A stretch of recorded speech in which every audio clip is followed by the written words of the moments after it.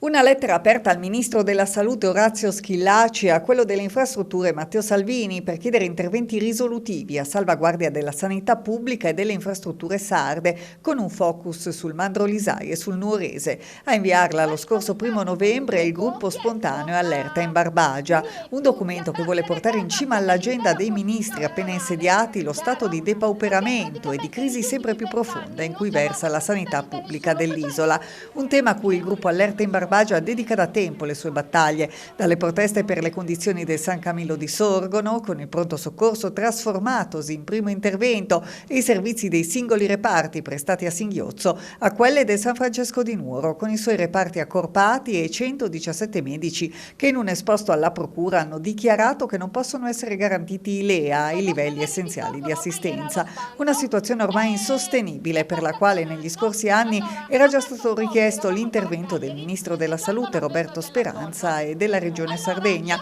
ma senza esiti risolutivi, spesso anche senza alcuna risposta. L'appello al ministro Schillaci di Allerta in Barbagia viaggia in parallelo a quello lanciato al neoministro delle Infrastrutture Salvini perché intraprenda azioni immediate per ridurre l'isolamento di Nuorese e Barbagia Mandrolisai, che penalizza l'intera popolazione del territorio, ma ancor più quei pazienti privati dell'assistenza sanitaria nelle vicinanze, costretti a percorrere lunghi tragitti per proseguire le terapie. Portare a termine l'orientale sarda dunque, ma anche costruire nuove strade e fare manutenzione regolare a quelle esistenti.